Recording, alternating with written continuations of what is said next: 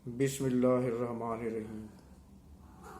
नवाज़ खान बाबा views YouTube channel की जानब से आप लोगों को अस्सलाम वालेकुम।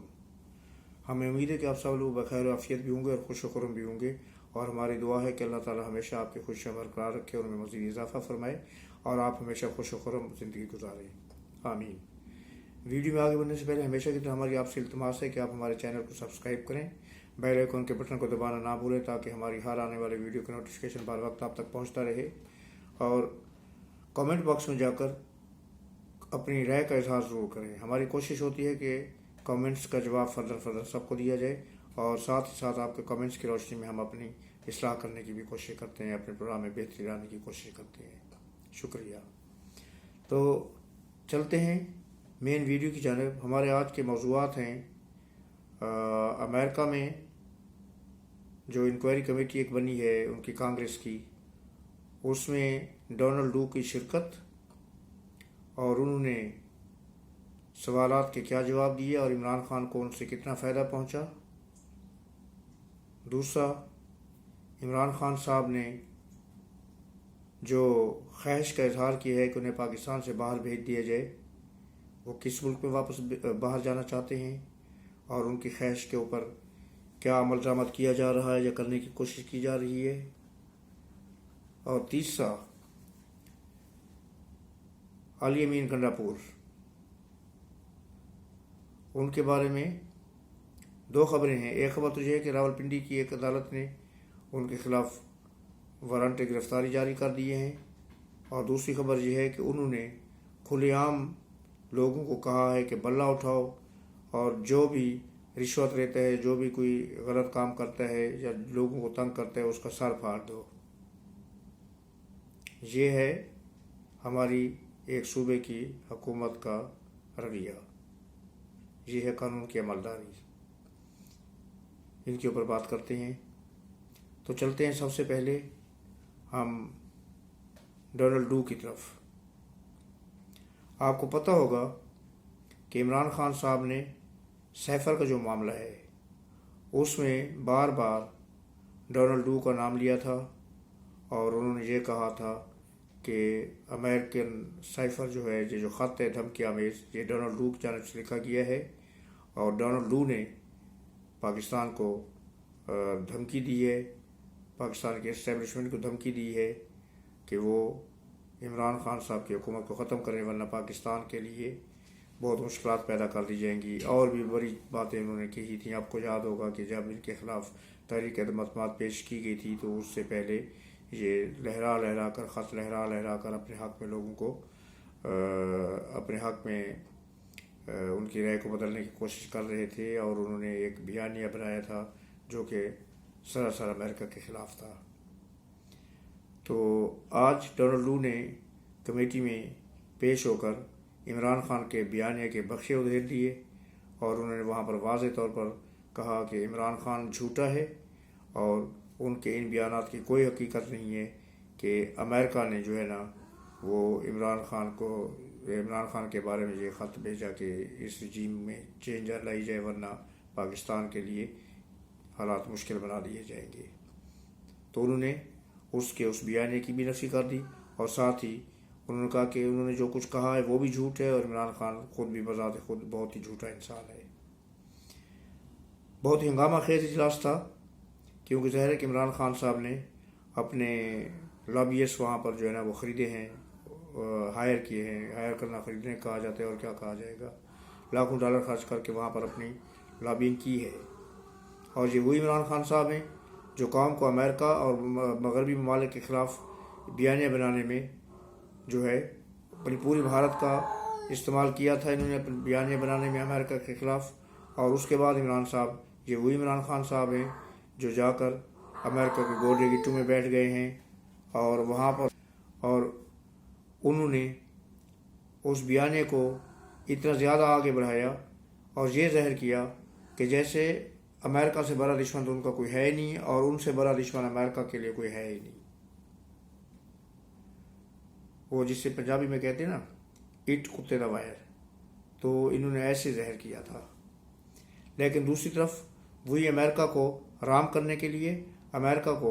अपने हक़ में इस्तेमाल करने के लिए इस इलेक्शन में उन्होंने वहाँ पर लॉबी फर्म हायर की और उन लॉबी फर्म से बाहर इतना काम तो दिखाया कि तकरीबन 35 के करीब जो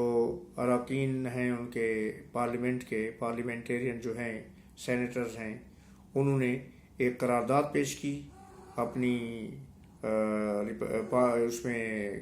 कांग्रेस में, जिसमें ये कहा गया कि अमेरिका जो है इस चीज़ की तहकीकात कराए कि इमरान खान के साथ ज़्यादती हुई है और इलेक्शन फेयर हुआ है नहीं हुआ, अनफेयर इलेक्शन हुआ है और पाकिस्तान को तस्लीम ना किया जाए, और यानी कि पाकिस्तान को तस्लीम ना किया जाए इसमें मुराद है कि जो नई हुकूमत बनी है उसको तस्लीम ना किया जाए। लेकिन आज हुआ उसके उलट। वहाँ पर जब डोनाल्ड डू ने बयान दिया तो उसमें नो नो के नारे लगाए गए, और दूसरी तरफ वो कांग्रेसमैन जो इमरान खान की लॉबिंग फर्म की वजह से उनसे पैसे लेकर बैठे हुए थे, उन्होंने इमरान खान के हक़ में नारेबाजी शुरू कर दी कि रिलीज़ इमरान खान, रिलीज़ इमरान खान। अब वहाँ पर पाकिस्तान तो है नहीं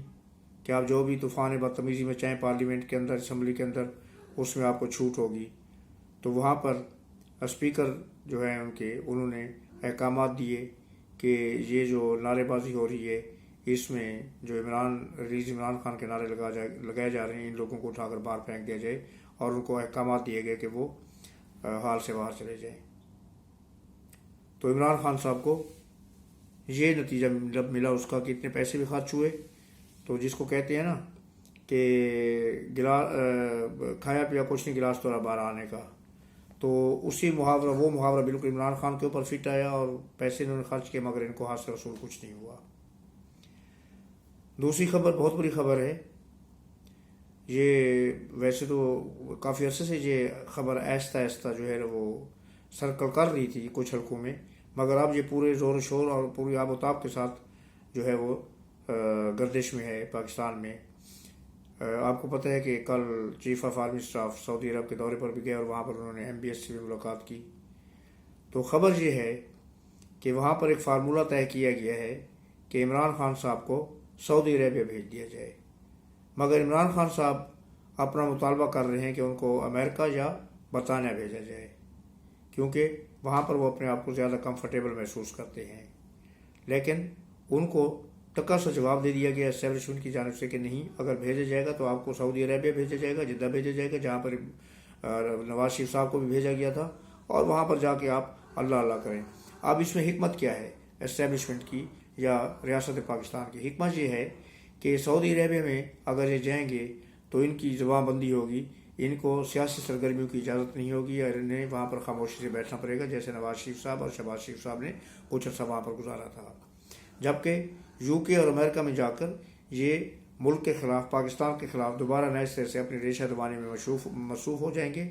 और वहाँ पर जाकर मुल्क व कौम का बेड़ा गर्क करने की कोशिश करेंगे। तो इसलिए एस्टेब्लिशमेंट और रियासत पाकिस्तान इनको सऊदी भेजने में तो दिलचस्पी रखती है, मगर किसी और मुल्क में भेजने में दिलचस्पी नहीं रखती। और अब जो है डेडलॉक इसी बात पर है कि कहीं इमरान खान सऊदी जाने के लिए तैयार हो जाएं तो उनको वहाँ पर भेज दिया जाए, क्योंकि असल बात यह है कि इमरान साहब को अब पता चल गया है कि अब उनकी कश्तियाँ भी जल चुकी हैं और उनकी उम्मीदें भी ख़त्म हो चुकी हैं। क्योंकि जब इलेक्शन नहीं हुआ था तो उनको उम्मीद थी कि वो बड़ी भारी अक्सरियत से जीतेंगे और इलेक्शन में उनकी पार्टी बरसर इक़्तिदार आ जाएगी, लेकिन उनको अक्सरियत तो मिली लेकिन इतनी भारी अक्सरियत भी नहीं मिली। As a single largest party के तौर पर तो वो सामने ज़रूर आए, लेकिन अपनी गलतियों की वजह से या अपनी बेवकूफ़ियों की वजह से या अपने सार फिरे दिमाग की वजह से उन्होंने ऐसी हरकतें की कि जिसकी वजह से जो हुकूमत का जो ताज था, जो उनका तख्त था, वो उनसे दूर होता चला गया और वो उसी तरह आज भी जेल में बैठे हुए हैं। और अब उनको इस चीज़ का इदराक हो रहा है कि वक्त गुजरने के साथ साथ ये मौजूदा हुकूमत जो नई बनी है ये मजबूत होती जा रही है, क्योंकि कोई भी हल्का इस हुकूमत को नाकाम होता देखना पसंद नहीं करेगा, क्योंकि इसी के ऊपर अब रियासत और मुल्क की बका का सवाल है। और जहाँ पर मुल्क की बका का सवाल आ जाता है तो फिर उसमें किसी दूसरी राय की गुंजाइश नहीं रह जाती। अब इमरान साहब को इस चीज़ का इदराक भी हो गया है कि उन्होंने बस मिस कर दी है, लिहाजा अब वो जेल में बैठे रहने की बजाय बाहर निकलने की कोशिश कर रहे हैं, क्योंकि उनको पता है کہ اگر کسی عدالت نے، فوجی عدالت نے یا کسی سولین عدالت نے ان کے خلاف کوئی ایک بھی کسی کیس میں سخت سزا کا حکم سنا دیا تو پھر وہ سزا باہر ان کو پوری کرنا پڑے گی، اور پھر شاید وہ تا زندگی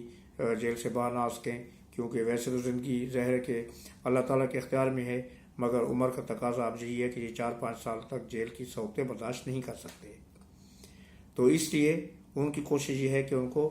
یو کے یا امریکہ بھیج دیا جائے، اور اگر یو کے یا امریکہ بھیجنے کے لیے حکومت پاکستان آج تیار ہو جاتی ہے تو شاید عمران خان 2 گھنٹے بھی انتظار نہ کرے اور وہ کہیں گے جی کہاں ہے جہاز، میرا بیگ اٹھاؤ مجھے بھیجو۔ تیسری خبر، پی ٹی اے کے منتخب کردہ وزیر اعلیٰ کے پی کے جو ہیں سرحد کے، علی امین گنڈا پور، عمران خان صاحب نے ایک ایسی پھلجھڑی چھیڑی، ایک ایسا جو ہے وہ بیچ میں پٹاخہ چھوڑا کہ اب اس پھلجھڑی کی جھڑیاں جو ہے ہر طرف پھر رہی ہیں۔